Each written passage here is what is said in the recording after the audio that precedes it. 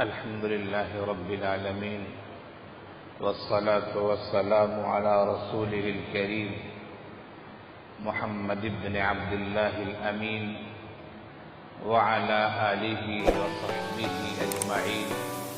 أما بعد، فإن النبي صلى الله عليه وسلم يقول في حديثه المبارك الكريم: الدعاء مخ العبادة. صدق الرسول النبي الكريم صلی اللہ علیہ وسلم. میرے عزیز طلباء، نوجوان دوستوں اور ساتھیوں، اور میرے دینی بھائیوں، گزشتہ ہفتے اسی جگہ سے اسی وقت جس موضوع پر آپ حضرات کو خطاب کیا گیا تھا، وہ موضوع تھا دعا کا. دعا کی اہمیت، دعا کے فضائل، دعا کی قبولیت کے شرائط اور دعا کے قبول ہونے کے طریقے، ان پہلوؤں پر گفتگو ہوئی تھی. آج بھی ہم نے جس موضوع کو اختیار کیا ہے وہ موضوع دعا ہی ہے، لیکن اس ناحیے سے آج ہمیں گفتگو کرنی ہے کہ آخر ہم دعا میں کیا مانگیں. بہت سارے حضرات یہ سوال کرتے ہیں، آپ سے بھی سوال کرنے والے نے سوال کیا ہوگا، مجھ سے بھی بہت سارے لوگ سوال کرتے ہیں کہ مولانا دعا میں کیا مانگے، کون سی چیز مانگے. اللہ تعالیٰ نے دعا میں مانگنے کے لیے ہمیں اس لحاظ سے آزاد کیا ہے کہ ہم دنیا اور آخرت کی تمام چیزوں کو اللہ تعالیٰ سے طلب کریں. دنیا دار الاسباب ہے، ہم اسباب کو اختیار کریں، لیکن اسباب کو مؤثر بنانے کی دعا ہم اللہ تعالیٰ سے کریں. ہم بیمار پڑ جائیں، ہم علاج و معالجہ ضرور کرائیں، دوا دارو ضرور کرائیں، لیکن اس کے ساتھ ساتھ اللہ تعالیٰ سے ہم شفا یابی اور دوا میں تاثیر ڈالنے اور دوا کے مؤثر ہونے کی دعا کریں. آدمی کی کیفیتیں الگ الگ ہوتی ہیں. انسان کسی وقت کسی چیز کا زیادہ ضرورت مند اور محتاج ہوتا ہے، تو آدمیوں کی اپنی کیفیت کے لحاظ سے کہ فی الفور کون سی دعا مانگی جائے اور عمومی وقتوں میں کون سی دعائیں مانگی جائے، یہ انسان خود اپنے لحاظ سے وہ فیصلہ کر سکتا ہے. مثال کے طور پر ایک انسان شدید بیمار ہے، اگر وہ پوچھتا ہے کہ مولانا ہم کیا دعا مانگے، تو ایک بیمار کو یہ دعا مانگنی چاہیے کہ اللہ تعالیٰ اسے شفائے عاجلہ کاملہ دائمہ مستمرہ عنایت فرمائے. ایک بیمار کو یہ دعا مانگنی چاہیے کہ اللہ تعالیٰ اسے بیماری سے نجات دے دے. ایک بیمار کو یہ دعا مانگنی چاہیے کہ اللہ تعالیٰ اسے عافیت اور سکون کی زندگی عنایت فرمائے. ایک آدمی ہے جو روزی روٹی کے لیے پریشان ہے، اسے کہیں نوکری نہیں لگ رہی ہے، وہ تلاش روزگار میں بے چین ہے، لیکن کہیں معقول کام اسے نہیں مل رہا ہے. ایسے آدمی کو دعا کرنی چاہیے: اے الہ العالمین ہمارے رزق کے راستے کھول دے، اے الہ العالمین ہمارے لیے حلال رزق کے دروازے کھول دے، اے الہ العالمین رزق کی آسانی اور کشادگی ہم پر عنایت فرما. یہ تو میں نے آپ کو اپنی زبان میں، جو ہماری اور آپ کی مادری زبان ہے، اس زبان کے لحاظ سے میں آپ کو سمجھا رہا ہوں. لیکن حقیقت یہ ہے کہ زندگی کے جتنے مسائل ہیں، خواہ وہ چھوٹا سے چھوٹا مسئلہ ہو یا بڑے سے بڑے مسائل ہوں، ہر مسئلے اور تمام مسائل کے لیے شریعت اسلامیہ نے ہمیں دعائیں سکھائی ہیں۔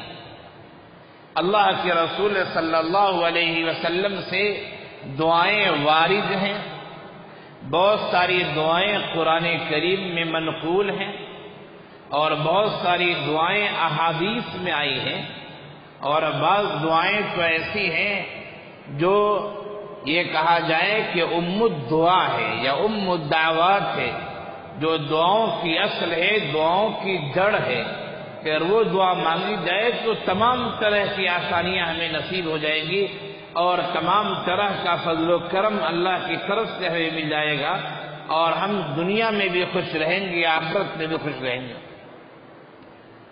دعاؤں کا اہتمام زندگی میں کرنا چاہیے، اور ہمیں دعائیں یاد بھی رکھنی چاہیے۔ کتابوں میں علماء یہ بات لکھتے ہیں کہ اگر دعائیں یاد نہ ہو تو آدمی اپنی زبان سے بھی کہہ سکتا ہے، اپنے الفاظ میں بھی کہہ سکتا ہے۔ مثال کے طور پر نماز کے بعد ہم دعائیں مانگتے ہیں، رات کی تنہائی میں ہم اللہ سے دعائیں مانگتے ہیں، تہجد کی نماز میں ہم دو آنسو بہا کر اللہ کے سامنے اپنے گریبان کو کھول دیتے ہیں، اپنے دامن کو پھیلا دیتے ہیں اور ندامت کے آنسو بہاتے ہیں۔ یقیناً اس وقت بھی ہمیں جو مانگنا ہو مانگتے ہیں، لیکن اللہ کے رسول صلی اللہ علیہ وسلم نے ہمیں دعا کے کلمات بھی سکھائے۔ ہاں، ایک آدمی جانتا نہیں ہے کیا مانگے، بیچارہ جاہل ہے، ان پڑھ ہے، دعا اسے یاد نہیں ہے، تو ایسا آدمی اپنی زبان سے جو چاہے دعا مانگ سکتا ہے، بس یہ کہ جو چیزیں دعائیں مانگنا جائز ہیں، بعض چیزیں ناجائز ہوا کرتی ہیں۔ آپ نعوذ باللہ حرام کام کے لیے دعا مانگے، انتہائی غلط اور انتہائی بری اور یہ ممنوع چیزیں۔ آپ ہاتھ پہ ہاتھ دھرے بیٹھے رہیں اور آپ کہیں کہ میرے منہ میں کھانے کا لقمہ چلا جائے، ہمارے گھر اناج آ جائے، شریعت نے یہ نہیں سکھایا ہمیں۔ شریعت نے کہا کہ دنیا دارالاسباب ہے، اسباب تو آپ کو اختیار کرنے ہیں، وہ اسباب آپ کے لیے مفید ہوں، وہ اسباب آپ کے لیے مؤثر ہوں، ان اسباب سے آپ کی ضرورت کی تکمیل ہو جائے، اس کے لیے اللہ سے دعائیں ضروری۔ کتنے ایسے ہیں جو ایک مہینے میں لاکھوں روپے کماتے ہیں، 1 لاکھ نہیں، 2 لاکھ نہیں، بلکہ 3 اور 4 لاکھ ان کی سیلری ہے، لیکن مہینے کے اختتام میں یا مہینے کے درمیان میں آپ ان سے ملیے اور ان کے احوال دریافت کیجیے تو وہ یہی کہیں گے مولانا بہت پریشان ہو، مولانا بہت پریشان ہو۔ کیا پریشانی ہے؟ پیسے کم پڑ جا رہے ہیں، میں خود بیمار ہوں، والدہ بیمار، بچے بیمار، بچوں کی اتنی فیس، یہ وہ اتنے ہجوم کار وہ آپ کو بتائیں گے کہ آپ خود بے چین ہو جائیں گے کہ ہم مولویوں کی 7-8 ہزار تنخواہ، اس میں ہم کسی طرح زندگی گزار لے رہے ہیں، خوب عیشائش نہ ہو لیکن کسی طرح اللہ کے فضل سے زندگی گزار رہے ہیں۔ یہ آدمی 8 لاکھ 4 لاکھ 5 لاکھ کما رہا ہے پھر بھی پریشان ہے۔ تو یہ صورتحال ہوتی ہے کہ لوگوں کے احوال، لوگوں کی کیفیت اور لوگوں کے مانگنے کی چیزیں الگ الگ ہوا کرتی ہیں، لیکن یہ بات مسلم ہے کہ اللہ کے رسول صلی اللہ علیہ وسلم سے جو دعائیں وارد ہیں ان دعاؤں کا اگر ہم اہتمام کریں، ان دعاؤں کی اپنی ایک تاثیر ہوا کرتی ہے۔ ایک آدمی کو دعا نہیں یاد ہے، وہ ایک بیمار کی عیادت کے لیے جاتا ہے، اس سے ملتا ہے وہ، اور وہ یہ کہتا ہے کہ اللہ تعالیٰ آپ کو شفا یابی دے، یہ بھی دعائیہ کلمات ہیں۔ لیکن ایک آدمی ایک مریض سے ملتا ہے، بیمار سے ملتا ہے، اس کی خبر خیریت معلوم کرتا ہے، اور پھر عیادت کرنے والا یہ کہتا ہے لا باس طہور انشاءاللہ، یقیناً دونوں دعائیں ہیں۔ ایک آدمی نے کہا مریض سے لا باس طہور انشاءاللہ، اللہ آپ کو طہارت، پاکیزگی، بیماریوں کی جو گندگی ہے اسے اللہ تعالیٰ محفوظ رکھے، نجات دے دے، آپ کو اللہ شفا یابی دے گا۔ ایک وہ جملہ ہے اور ایک یہ جملہ کہنا کہ اللہ آپ کو شفا یابی دے دے، یقیناً معنی کے اعتبار سے دونوں جملے ایک ہیں، لیکن زبان نبوت سے جو لفظ نکلا ہے وہ لفظ اردو زبان یا کسی زبان کے ترجمے کے برابر نہیں ہو سکتا۔ زبان نبوت سے جو لفظ نکلتا ہے اس لفظ میں نور ہوا کرتا ہے، اس لفظ میں ایک تاثیر ہوا کرتی ہے، اس لفظ میں ایک کشش ہوا کرتی ہے، اس لفظ میں ایک معنویت ہوا کرتی ہے، اس لفظ میں ایک ایسی طاقت اور ایک ایسی تاثیر ہوا کرتی ہے جو دنیا کے کسی زبان میں وہ تاثیر منتقل نہیں ہو سکتی۔ نہ جاننے والوں کے لیے باتیں کہی جاتی ہیں، لیکن ہمیں جو کوشش کرنا ہے وہ یہ کہ اللہ کے رسول صلی اللہ علیہ وسلم کے آقا نامدار احمد مصطفیٰ محمد مصطفیٰ صلی اللہ علیہ وسلم کی زبان اقدس سے جو کلمات نکلے ہیں، مختلف مناسبتوں سے، مختلف چیزوں کی دعاؤں کے نام سے، ہمیں ان کلمات کو یاد کرنا چاہیے اور اپنی زندگی میں اسے بروئے کار لانا چاہیے، عملی جامہ پہنانا چاہیے۔ ہمارا مسجد میں 5 وقت آتے ہیں، کچھ لوگ کم بھی آتے ہوں گے، لیکن ہر آدمی اللہ کو حاضر و ناظر سمجھ کر اپنے اعمال کا جائزہ لے اور وہ یہ سوچے کہ ہم جب مسجد آتے ہیں ہم دعائیں کتنے وقت پڑھتے ہیں اور کتنے وقت نہیں پڑھتے۔ آپ کو میں کہتا ہوں کہ 70-80% ایسے لوگ ہوں گے جو مسجد میں داخل ہو جاتے ہیں اور انہیں اس کا بھی استحضار نہیں رہتا کہ ہمیں داخل ہوتے وقت داہنے پاؤں کو آگے بڑھانا چاہیے اور داخل ہوتے وقت ہمیں یہ دعا پڑھنا چاہیے جو دعا مسجد میں داخل ہونے کی وارد ہے، اللہم افتح لی ابواب رحمتک و فضلک۔ اکثر کوئی استحضار نہیں رہتا ہے، ہم یوں ہی داخل ہو جاتے ہیں۔ ہم مسجد سے نکلتے ہیں، ہر آدمی اپنا جائزہ لے، میں خود اپنا جائزہ لیتا ہوں، آپ میں سے بھی ہر فرد اپنا جائزہ لے کہ آخر کتنے لوگ ایسے ہیں جو مسجد سے نکلتے ہیں تو اپنے بائیں پاؤں کو پہلے نکالتے ہیں اور پھر دعا پڑھتے ہیں جو نکلنے کی دعا ہے۔ کتنے لوگ ایسے ہیں؟ دعاؤں کا اہتمام زندگی میں ہونا چاہیے۔ اکثر زندگی کے مواقع ایسے ہیں کہ اس سلسلے میں آقا صلی اللہ علیہ وسلم کی دعائیں وارد ہیں۔ بس اوقات پوچھنے والا یہ پوچھتا ہے کہ حضرت ہم کیا دعا مانگے؟ دیکھیے بعض دعائیں فکس ہوا کرتی ہیں، مسجد میں آپ داخل ہو رہے ہیں کون سی دعا پڑھنی، مسجد سے آپ نکل رہے ہیں کون سی دعا پڑھنی۔ ہمارا آپ دن میں کم از کم 2 دفعہ تو کپڑا اتارتے ہیں اور کپڑا پہنتے ہیں، کم از کم کپڑا پہننے میں کون سی دعا پڑھنی چاہیے اور پھر کپڑا اتارتے وقت کس انداز سے اتارنا چاہیے، کیا پڑھنا چاہیے۔ ہم میں سے کتنے لوگ اس کا اہتمام کرتے ہیں؟ ہم کسی کو دیکھتے ہیں کہ وہ نیا کپڑا پہنے ہوا ہے، اگر ہم اپنے بھائی کو دیکھیں کہ وہ نیا کپڑا پہنے، دیکھنے والا کیا دعا پڑھے؟ ہم میں سے کتنے لوگوں کو معلوم ہے؟ حالانکہ آقا صلی اللہ علیہ وسلم نے یہ دعائیں ہمیں سکھائی ہیں کہ کپڑا پہنو تو یہ دعا پڑھو، نیا کپڑا پہنو تو یہ پڑھو، عام کپڑا پہنو تو یہ پڑھو۔ اپنے کسی بھائی کو نیا کپڑا پہنتے ہوئے دیکھو یا پہنے ہوئے دیکھو تو یہ دعا پڑھو، کتنے لوگوں کو یہ معلوم؟ ہمارے آقا صلی اللہ علیہ وسلم نے ہمیں یہ بھی سکھایا ہے۔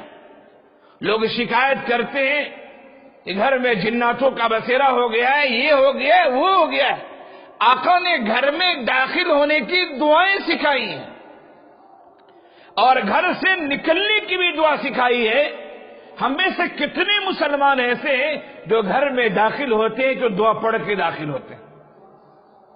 ہم میں سے کتنے مسلمان ایسے ہیں جو گھر سے نکلتے ہیں جو دعا پڑھ کے نکلتے ہیں تاکہ گھر لوٹے تو صحیح سالم لوٹے؟ کتنے لوگ ہیں ذرا جائزہ لیں.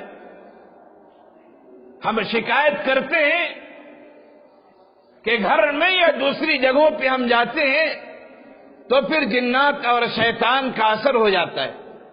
آقا نے ہمیں سکھایا ہے کہ اگر آپ بیت الخلاء میں باتھ روم میں جا رہے ہیں تو پہلے بائیں پاؤں کو داخل کریں اور دعا پڑھیں, اور جب آپ باتھ روم سے نکل رہے ہوں پہلے داہنے پاؤں کو نکالیں اور دعا پڑھیں.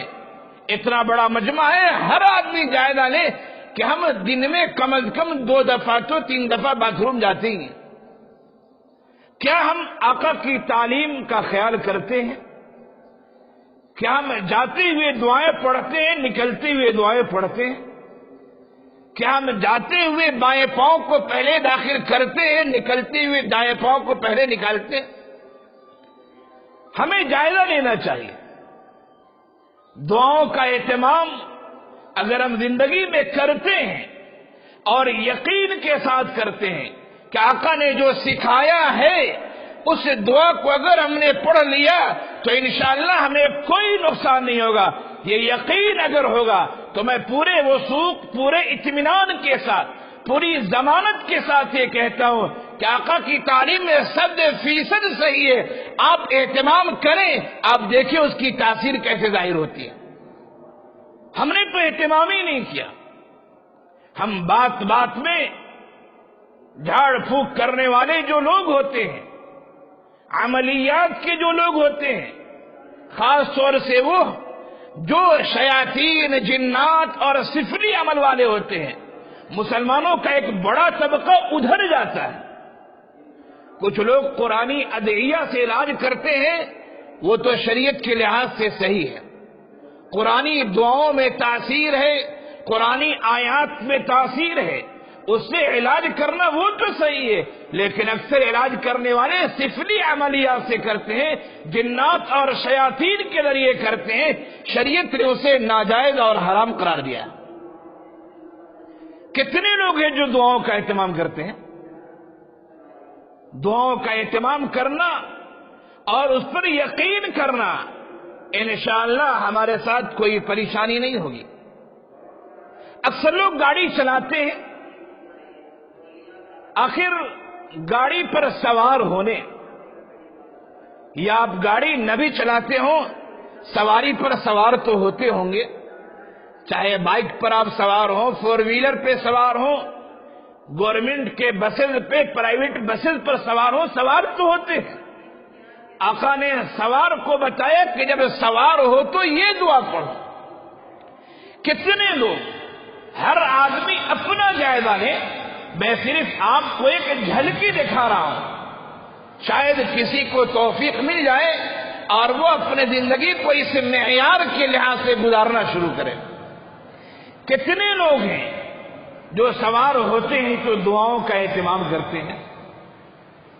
کتنے لوگ ہیں جن کو دعائیں یاد ہیں کہ ہم سوار ہو تو یہ دعائیں پڑھیں؟ یقیناً اکثر افراد ایسے ہیں جن کو زندگی کے شب و روز کی دعائیں یاد نہیں ہیں, حالانکہ آقا نے ہمیں سکھایا ہے. کتنے لوگ ایسے ہیں جو کھانا کھاتے ہیں تو کھانے کی دعا پڑھتے ہیں, کھانا کھاتے ہیں تو ہاتھ سے دھو کر کھانا کھاتے ہیں. کتنے لوگ ایسے ہیں, ذرا غور کیجئے, کہ کھانے کے بعد وہ دعائیں پڑھتے ہیں. یہ جو ہمارے سامنے مجمع ہے یہ تو چنیدہ لوگوں کا ہے, یہ امت کے چنیدہ افراد ہیں جو آئندہ امت کی قیادت کرنے والے ہیں, امت کی دینی رہنمائی کرنے والے ہیں. وہ اپنا جائزہ لیں کہ ہم جو قائد بننے والے ہیں ہم اپنی زندگی میں دعاؤں کا کتنا اہتمام کرتے ہیں. عوام الناس کی تو بات چھوڑ دیجیے, آقا صلی اللہ علیہ وسلم نے دعائیں سکھائی ہیں. مختلف کاموں کے لیے الگ الگ انداز کی دعائیں ہیں، ہمیں ان دعاؤں کا اہتمام کرنا چاہیے۔ قرآن کریم نے بھی بہت ساری دعائیں سکھائی ہیں۔ بس اوقات لوگ پوچھتے ہیں کہ کیا دعائیں کریں، تو میں نے بتایا کہ آپ جس حالت میں ہو اس حالت کے لحاظ سے دعا کیجیے۔ مسجد میں آ رہے ہو تو مسجد میں داخل ہونے کی دعا ہے، وہ دعا کیجیے، وہ دعا پڑھیے۔ نکل رہے ہو وہ دعا کیجیے۔ اگر آپ صاحب اولاد ہیں اس لحاظ سے دعا کیجیے۔ آپ یہ سوچتے ہیں کہ ہماری اولاد نیک ہو، ہمارے آل و اولاد اچھے ہوں، ہماری بیوی یا بیویاں اچھی ہوں، قرآن نے اس کی بھی دعا سکھائی ہے۔ قرآن کریم نے ہمیں سکھایا ہے کہ کون سی دعائیں کرنی چاہیے۔ ہمیں چاہیے کہ ہم اس کا اہتمام کریں۔ اپنے ملک کے لیے بھی دعائیں کرنی چاہیے۔ حضرت ابراہیم علیہ السلام نے جب خانہ کعبہ کی تعمیر کی تو دعا کی تھی، انہوں نے مکے شہر کے لیے دعا کی تھی، لیکن ہمیں چاہیے کہ اس طرح انہوں نے اس شہر کے لیے دعا کی تھی کہ اللہ تعالیٰ امن و امان کا شہر بنا دیجیے۔ رب اجعل ھذا بلدا آمینا، امن و امان کا شہر بنا دیجیے۔ ہمیں بھی چاہیے کہ ہم اپنے ملک کے لیے دعا کریں، پوری دنیا کے لیے دعا کریں، اس لیے کہ پوری دنیا کی زمین اللہ کی ہے۔ ہر ملک کے ماسک کے ملک خدا ماسک، ساری سرزمین اللہ کے لیے ہے۔ حضرت ابراہیم علیہ السلام نے دعا کی مکے کے لیے، اللہ نے حرمین کو امن و سکون کا گہوارہ بنایا۔ ہمیں بھی چاہیے کہ اپنے وطن کے لیے، اپنے ملک کے لیے دعا کریں، رب اجعل ھذا بلدا آمینا، امن و امان کا شہر بنا دیں۔ یہاں کے جو لوگ باشندے ہیں ان کے لیے بھی روزی میں، رزق میں برکت کی دعائیں بھی کرنی چاہیے۔ حضرت ابراہیم علیہ السلام نے دعا کی تھی، رب اجعل ھذا بلدا آمینا وارزق اہلہ من الثمرات من آمن منہم باللہ۔ اللہ نے فرمایا ومن کفر فامتعہ قلیلا ثم اضطرہ الی عذاب النار۔ حضرت ابراہیم علیہ السلام نے دعا کی تھی اس شہر کو امن کا گہوارہ بنائیے، اور اے العالمین وارزق اہلہ من الثمرات من آمن منہم باللہ، یہاں کے باشندوں میں سے جو اللہ پر ایمان رکھنے والے ہوں، جو صاحب ایمان ہو، اے اللہ ان پر رزق کی بارش کر دیجیے۔ اللہ نے فرمایا کہ ایمان لانے والا وہ بھی میرا بندہ ہے، اور جو ایمان نہیں لا رہا ہے وہ بھی میرا بندہ ہے۔ فرمایا ومن کفر فامتعہ قلیلا، جو کفر کرے گا ہم اسے بھی تھوڑا رزق عطا کریں گے، ثم اضطروا الی عذاب النار، پھر انہیں ہم جہنم کا مزہ چکھائیں گے۔ اپنے ملک کے لیے بھی دعائیں کرنی ہیں، ملک کے باشندوں کے لیے بھی دعائیں کرنی ہیں، اور دعاؤں کا اہتمام کرنا چاہیے۔ ہمیں پہلے مرحلے میں تو یہ دعا کرنی چاہیے کہ اللہ ایمان کی دولت سے ہمارے ملک کے باشندوں کو، جو مومن نہیں ایمان کی دولت انہیں نصیب فرما دے، اور یہ نبی کا مشن تھا۔ مجھے یاد آتا ہے غالباً حضرت عمر بن عبدالعزیز رحمۃ اللہ علیہ کا زمانہ ہے، بعض لوگوں نے، گورنروں نے بعض شہروں سے یہ خطوط لکھے کہ امیر المؤمنین لوگ تیزی سے مسلمان ہو رہے ہیں، جس کی وجہ سے ایک نقصان یہ ہو رہا ہے کہ جو ٹیکس آیا کرتا تھا، بیت المال میں جو پیسے آیا کرتے تھے، وہ جزیہ بند ہو جا رہا ہے۔ اسلام لے آ رہے ہیں لوگ، مال میں اتنی گنجائش ہے وہ زکوٰۃ ادا کریں، زکوٰۃ ادا کریں گے، گنجائش نہیں ہے زکوٰۃ نہیں ادا کریں گے۔ امیر المومنین لوگ کثرت سے اسلام قبول کر رہے ہیں، جس کی وجہ سے ایک پریشانی آ رہی ہے، وہ یہ کہ بیت المال کی جو آمدنی تھی وہ کم ہوتی جا رہی ہے۔ حضرت عمر بن عبدالعزیز رحمۃ اللہ علیہ نے جواب لکھا اور فرمایا کہ سنو، کان محمد صلی اللہ علیہ وسلم ہادیا وما کان جابیا، نبی جو بھیجے گئے تھے، نبی ہدایت کا چراغ بنا کر بھیجے گئے تھے، نبی لوگوں کو رہنمائی دکھانے والے بنا کر بھیجے گئے تھے، نبی ٹیکس وصول کرنے والے بنا کر نہیں بھیجے گئے۔ اگر لوگ اسلام قبول کر رہے یہ خوشی کی بات ہے. پیسے کمو چھوڑو اللہ پورتی کرے گا. مکان النبی جابیا رسول ٹیکس وصول کرنے والے نہیں تھے. ہمیں اپنے ملک کے باشندوں کے لیے پہلے ہدایت کی دعا کرنی ہے اور اس سے بھی نہ ہو تو ظالموں کی پکڑ کی دعا کرنی کہ اللہ ظالموں کو پکڑ لے اپنے گرفت میں لے لے. لیکن ہم اپنی زندگی کا جائزہ لیں, زیادہ لمبی زندگی کا نہیں, صرف ہم اپنے 24 گھنٹے کا جائزہ لیں اور یہ غور کریں کہ ہم اپنے ملک کی امن و سلامتی کے لیے کتنی دعائیں کرتے ہیں, ہم اپنے برادران وطن کی ہدایت کے لیے کتنی دعائیں کرتے ہیں. ہمیں جائزہ لینا چاہیے اور خود یہ جائزہ لیں کہ ہم خود اپنے لیے کتنی دعائیں کرتے ہیں. اللہ تعالیٰ نے قرآن کریم میں بہت ساری دعائیں سکھائی ہیں. ربنا آتنا فی الدنیا حسنہ وفی الآخرۃ حسنہ وقنا عذاب النار. اے الہ العالمین, اے رب کائنات, دنیا کی بھی بھلائی دے دے, آخرت کی بھلائی دے دے, جہنم کے عذاب سے بچا. ہم کتنے لوگ ہیں جو اپنے لیے دعائیں کرتے ہیں؟ ذرا غور کریں, دعاؤں کا اہتمام کیجیے. کیا مانگا جائے؟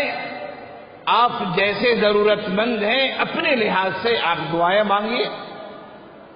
اور ایک عام دعا ہے, وہ دعا تو ہر آدمی مانگے. اللہم انا نسألک العافیہ, اے اللہ عافیت کی زندگی عنایت فرما دے. عافیت کی زندگی یہ تو ایک عام دعا ہے, اس دعا کا تو ہر آدمی کو اہتمام کرنا چاہیے. اے اللہ عافیت کی زندگی عنایت فرما دے. دعاؤں کا اہتمام کیجیے اور زبان نبوت سے جو دعا کے الفاظ نکلے ہوئے ہیں اس کی تاثیر کو, اس کی اہمیت کو سمجھیے. اس کی تاثیر کچھ اور ہوتی ہے. ایک واقعہ سنا کر میں اپنی بات ختم کرنا چاہتا ہوں. مولانا الیاس بھٹکلی ایک عالم دین ہے ہندوستان کے. انہوں نے اپنی ایک کتاب میں جو دعاؤں کے متعلق کتاب ہے ایک واقعہ لکھا ہے اور کہا کہ ایک لڑکی تھی, وہ اپنے گھر کی اکلوتی بچی تھی, اکیلی تھی.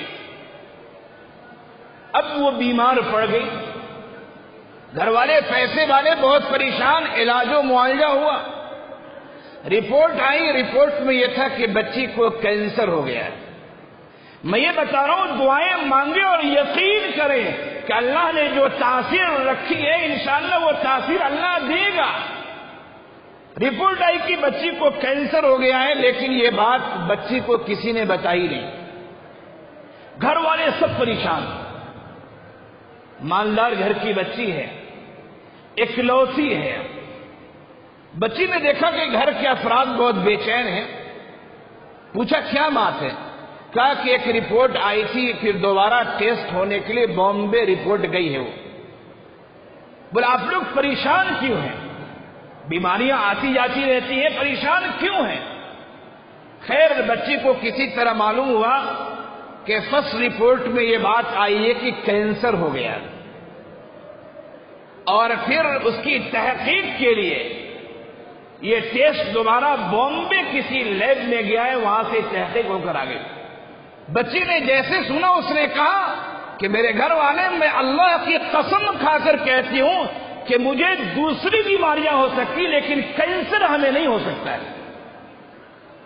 گھر والوں کو تعجب ہوا, آخر ایسا کیا؟